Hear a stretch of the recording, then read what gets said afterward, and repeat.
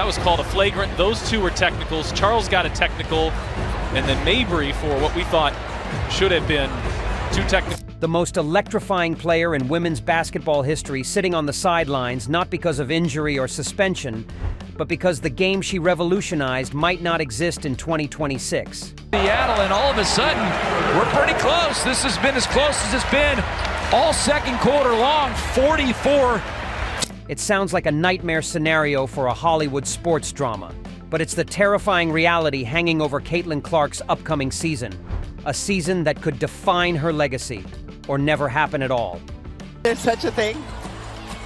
If you say so, then yes. Here's Boston. She got it.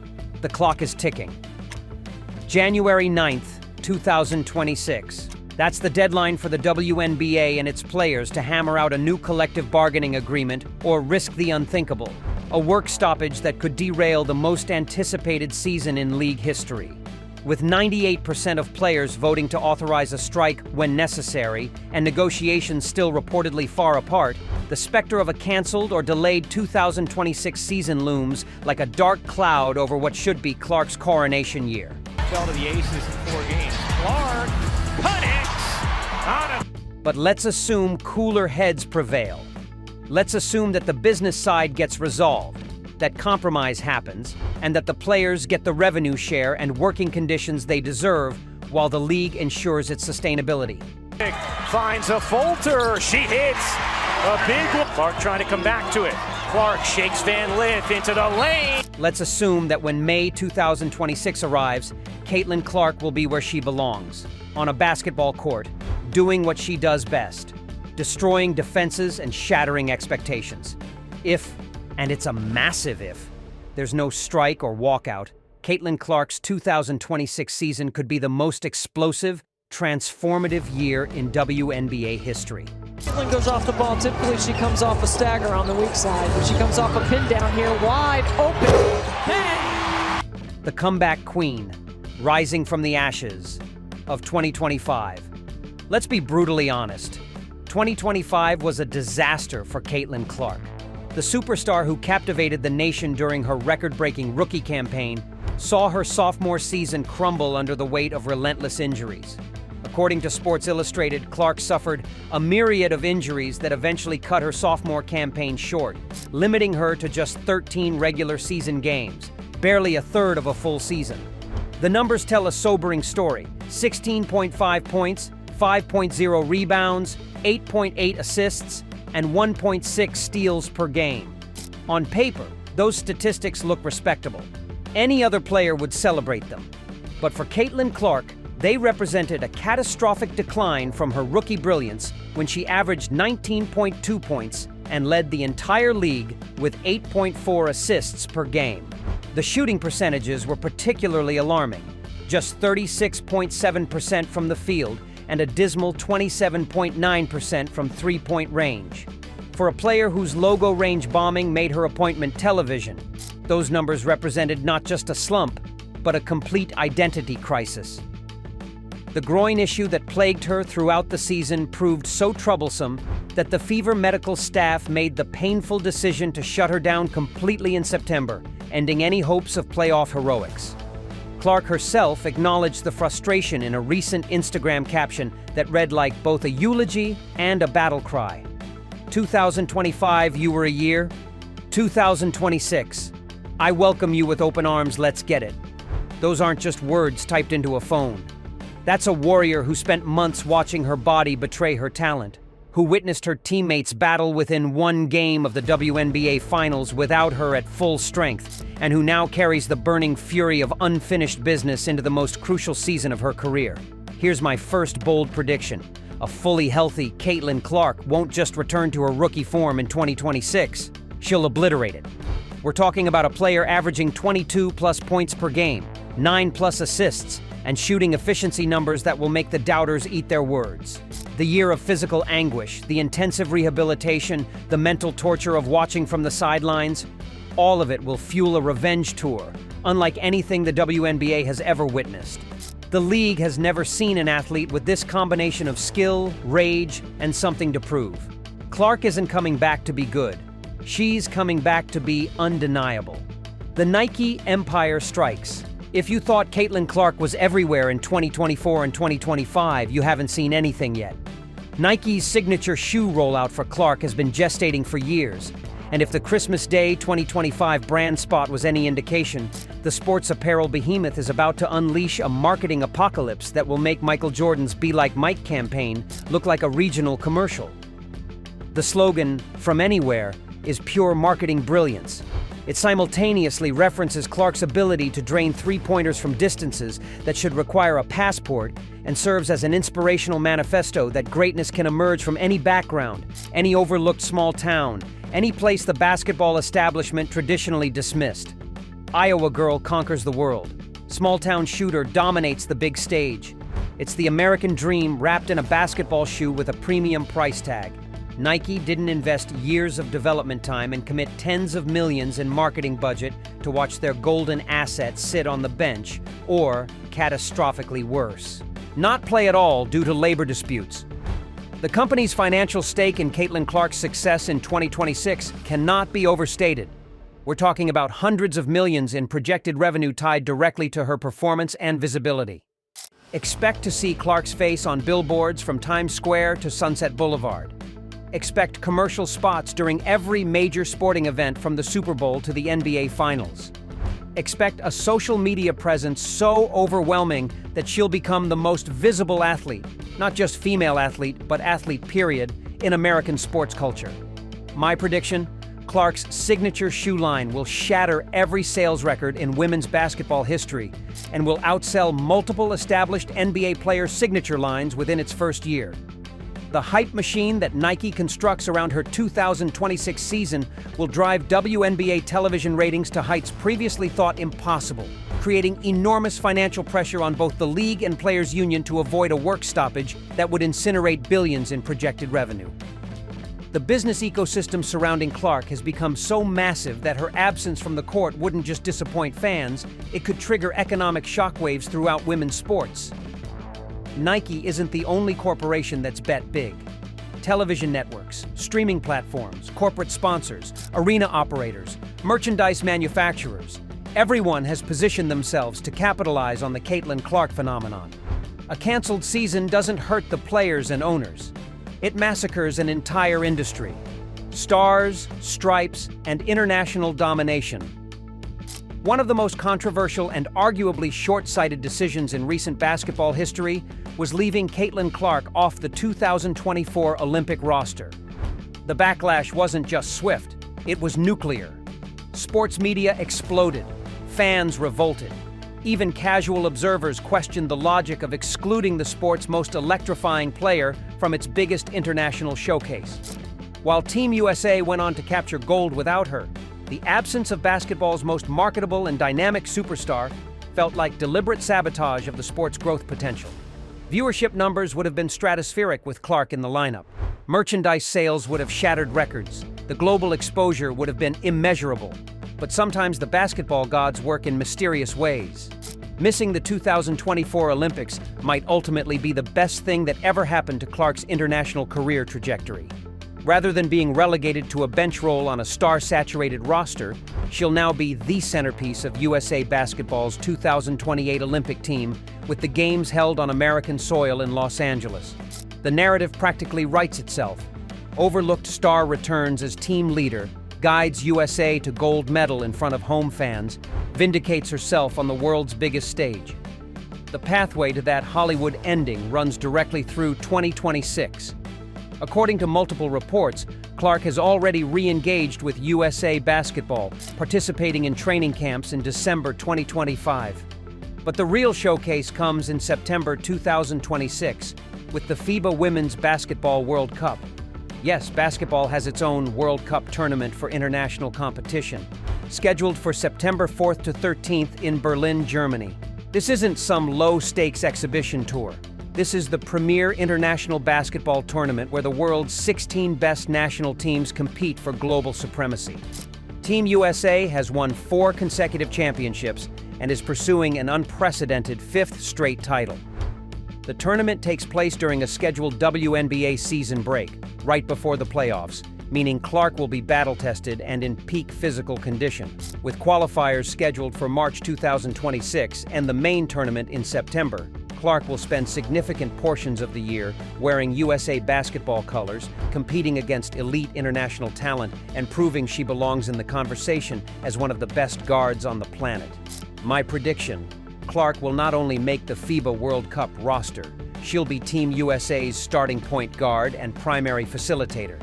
Her performance in Berlin will serve as a cinematic preview of the 2028 Olympics, and by the time those games arrive, there will be zero debate about her roster spot. She'll dominate the World Cup tournament, averaging 15+ points and 8+ assists while earning tournament MVP honors, cementing her status as the undisputed face of American women's basketball.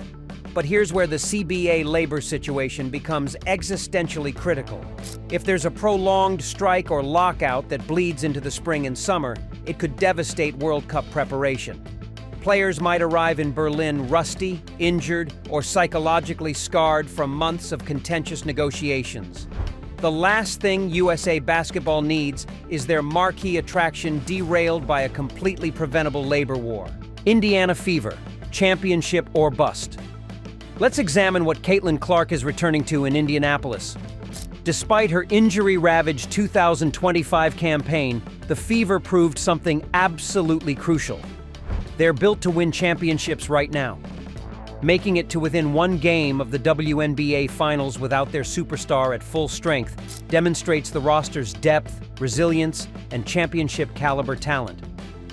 Aaliyah Boston continues her evolution into one of the league's most dominant post players, averaging 8.2 rebounds per game while providing the interior presence that perfectly complements Clark's perimeter wizardry. Kelsey Mitchell carried the offensive load with 20.2 points per game, proving she can be the primary scoring option when circumstances demand it. The chemistry between Clark and Boston, when both are operating at peak capacity, represents the WNBA's most lethal pick-and-roll combination. Boston's ability to finish violently around the rim, set devastating screens, and step out for mid-range jumpers creates the ideal complement to Clark's court vision and deep-range nuclear capabilities. When those two are synchronized, the Fever offense becomes virtually impossible to defend without committing egregious tactical compromises. ESPN's analysis of the upcoming 2026 expansion draft projects that Indiana will protect Clark, Boston, Mitchell, Lexi Hull, and Michaela Timpson, a core that blends explosive youth, veteran savvy, elite shooting, and interior dominance. Add strategic draft picks and calculated free agent acquisitions during the offseason, and the roster depth becomes championship caliber.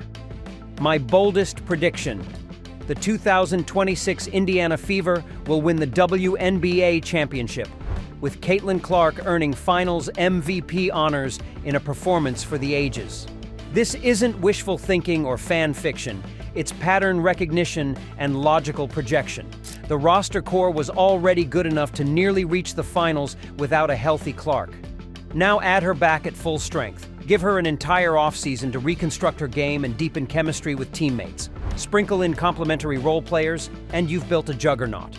Clark will dominate the 2026 regular season with averages of 23 points, 9.5 assists, 5.5 rebounds, and 2 steals per game. She'll lead the league in assists and finish top 3 in MVP voting. She won't win the regular season award, but only because of narrative fatigue and the media's preference for rewarding playoff success first. Then, in the finals, she'll transcend to another plane of existence. 28 points and 11 assists per game, while hitting clutch shots that will be replayed for generations. The championship won't just validate Clark's individual brilliance, it will establish her as a proven winner, permanently silencing the critics who questioned whether her offensive style could translate to team success at the highest level. Michael Jordan needed 6 rings to silence every doubter. LeBron needed multiple championships to escape the not clutch narratives.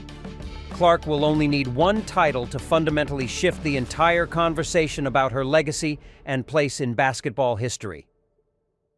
The MVP campaign, her time has come. Clark finished her rookie season in legitimate MVP consideration, before ultimately losing to Aja Wilson, who posted historically dominant numbers. Missing most of 2025 eliminated any possibility of consecutive top finishes. But 2026 represents the perfect storm for Clark to capture the league's most prestigious individual honor. MVP voters love redemption narratives, and Clark's resurrection from injury-plagued disappointment to unstoppable force will check that box emphatically. The Fever's expected ascension to championship contender status will provide the wins-based argument that often proves decisive in MVP debates. Nike's marketing juggernaut will ensure that her every game-winning shot, every highlight reel pass, every moment of brilliance receives maximum media exposure, keeping her front of mind for the journalists who cast MVP ballots. But beyond narrative and publicity, Clark will simply be the best player in the WNBA during the 2026 season. Aja Wilson and Nafisa Collier will still be phenomenal, but neither will match Clark's combination of individual statistical dominance and team success. Breanna Stewart will be another year older with accumulated injury wear. The league's other elite guards, Kelsey Plum, Sabrina Ionescu, don't possess Clark's unique ability to completely warp defensive schemes with her 35-foot range and pinpoint passing. My prediction? Clark will win the 2026 MVP award in a landslide, receiving 80% or more of first-place votes. She'll become the first player since Candace Parker in 2013 to win MVP and a championship in the same season, permanently establishing 2026 as the year she officially became the undisputed face of the WNBA. The statistical case will be overwhelming. League-leading assists, top 5 in scoring, elite efficiency metrics that demonstrate matured shot selection, and the best plus-minus rating in basketball. When she's on the court, the Fever will outscore opponents by 12-plus points per 100 possessions. When she sits, they'll regress to merely average. That kind of singular impact becomes impossible to ignore or explain away. The doomsday scenario, when business threatens basketball. But we must confront the nightmare scenario that haunts everyone connected to women's basketball, the CBA negotiations, and the very real possibility of a work stoppage. As extensively reported by ESPN and CBS Sports, the players voted 98% in favor of authorizing their executive committee to call a strike when necessary. That's not symbolic posturing or empty threats. That's a unified player body sending an unmistakable message that they're prepared to walk away if their demands aren't met. The divide between the two sides remains substantial and potentially unbridgeable. Players are seeking approximately 30% of gross revenue, arguing they deserve a direct stake in the explosive growth they've created. The league's latest proposal offers less than 15% of gross revenue, though it does include dramatic base salary increases, maximum salaries exceeding $1.3 million, up from $1.1 million, $249,244, average salaries above $530,000, up from $120,000, and minimum salaries over $225,000, up from $66,079. But the players aren't just fighting for bigger numbers on their paychecks. They're demanding systemic change to how those salaries are determined. They want a revenue-sharing system directly tied to league performance, similar to the NBA model where basketball-related income determines the salary cap. The current CBA features a salary cap that increases by a fixed 3% annually, a model the players view as arbitrary, restrictive, and deliberately designed to undervalue their contributions regardless of how successfully the business grows. The disputes extend beyond salary structures. The league has proposed eliminating mandatory team-provided housing, shifting that financial burden to players despite vast cost-of-living disparities between markets like Indianapolis and New York. The players want guaranteed 12-player rosters. Some teams currently carry only 11 to reduce costs, and 2 additional developmental roster spots. They want the charter travel program, introduced in 2024 to massive acclaim, permanently codified in the agreement. They want enhanced maternity and family planning benefits. These aren't trivial demands. These are fundamental questions about respect, equity, and the basic working conditions that male professional athletes in other leagues take for granted. Caitlin Clark herself weighed in during Team USA training camp, carefully balancing solidarity with pragmatism. This is the biggest moment the WNBA has ever seen. It's not something that can be messed up. We're going to fight for everything we deserve, but at the same time, we need to play basketball. That's what our fans crave, and that's what all of you crave as well. You want the product on the floor. She's correct on both counts. The players absolutely deserve more. They've created unprecedented commercial value for a league that has historically operated on exploitative economic models. But basketball also needs to be played. A prolonged strike doesn't just damage one season, it could obliterate the momentum that's taken nearly 3 decades to build. Here's the uncomfortable truth that everyone involved understands but rarely articulates. The WNBA has never experienced a work stoppage in its 28-year existence. Not a strike, not a lockout, not a single missed game due to labor strife. That's partly because the league operated on razor-thin profit margins for most of its history, making work stoppages existentially suicidal. But it's also because previous generations of players lacked the leverage that today's stars possess. Caitlin Clark is leverage personified. The league cannot afford for her to miss any portion of 2026. Nike cannot afford it. ESPN and other broadcast partners cannot afford it. Corporate sponsors cannot afford it. The sheer economic force represented by Clark's marketability and fan appeal gives the players more negotiating power than they've possessed at any point in league history. The financial stakes are staggering.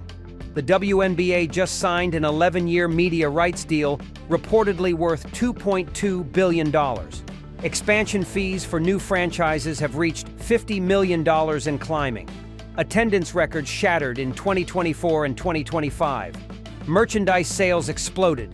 The business metrics all point in one direction: up, up, up, which makes the current impasse so maddening. Both sides have more to lose than ever before. Both sides have more to gain from a fair agreement. Both sides understand that the golden moment they've worked toward for decades could evaporate if they can't find common ground. My prediction on the CBA: a deal gets done by January 9th, or within days thereafter, with a final short-term extension. Despite the heated rhetoric, aggressive posturing, and legitimate philosophical differences, both sides understand the apocalyptic consequences of failure. NBA Commissioner Adam Silver has already indicated he'll intervene if necessary, and his involvement would likely broker a compromise that neither side loves, but both can accept. The players will secure meaningful revenue sharing tied to growth metrics, probably landing somewhere around 20 to 22% of gross revenue with escalators if the business exceeds projections. Housing benefits will remain, likely restructured as stipends included in the player benefits pool rather than direct team provisions, with adjustments for high-cost markets. Maximum salaries will exceed $1.5 million by the end of the agreement, with the salary cap directly linked to basketball-related income. The charter travel program will be codified. Roster sizes will expand. Neither side will get everything they want. The players won't get 30% of gross revenue. The league won't eliminate housing support entirely, but both will get enough to declare victory and move forward. There will be no strike. There will be no lockout. There will be no canceled games. Because the alternative is too catastrophic to seriously contemplate. Canceling or significantly delaying the 2026 season wouldn't just hurt players financially in the short term, it could annihilate the commercial ecosystem that's finally emerged around women's basketball. Corporate sponsors would flee. Television ratings momentum would evaporate overnight. Casual fans who jumped on the Caitlin Clark bandwagon would drift toward other entertainment options. International growth opportunities would vanish. The WNBA would survive, but it might require another decade to rebuild the momentum destroyed by labor warfare. Neither side wants that outcome. The players aren't striking for sport or ego. They're fighting for fair compensation and professional working conditions. The league isn't stonewalling for fun. It's attempting to balance player demands with long-term financial sustainability and continued growth. When both sides genuinely need each other this desperately, deals get done. Imperfect deals, compromised deals, but deals nonetheless. Beyond 2026, the legend begins. If everything breaks right, if the CBA negotiations conclude successfully, If Clark returns to full health, if the Fever chemistry gels as expected, if USA Basketball provides the international showcase, then 2026 won't just be a great season. It will be the year Caitlin Clark transformed from phenomenon into legend. She'll enter 2027 as a WNBA champion, a league MVP, a FIBA World Cup champion and tournament MVP, and the undisputed face of women's basketball globally. The comparisons to Michael Jordan, LeBron James, and other transcendent sports icons won't seem hyperbolic anymore. They'll feel inevitable, appropriate, and perhaps even understated. But it all depends on actually playing the games. You can't make history from a picket line. You can't win championships during a lockout. You can't inspire the next generation when the arenas sit dark and the courts remain silent. So as January 9th approaches, watch closely. If both sides announce a new CBA and shake hands for the cameras, start preparing for the greatest WNBA season ever played. Clear your calendar for Indiana Fever games. Buy those Nike shoes when they drop. Prepare to witness greatness in its purest form. My final prediction, we'll look back on 2026 as the year Caitlin Clark didn't just reclaim her throne, she built an empire. Championship, MVP, FIBA World Cup glory, Nike icon status, 23 points and 10 assists per game, sold-out arenas, record television ratings, mainstream media coverage that treats women's basketball with the respect and attention it deserves. The WNBA's first true crossover superstar leading her team to glory in front of crowds and cameras that finally match the quality of play on the court, but only if the lawyers get out of the way and let the players play basketball. The countdown is on. January 9th arrives in just over a week. Then free agency. Then the expansion draft. Then training camp. Then the games that will define a generation. 2026, Caitlin Clark's year. Assuming there's a season at all.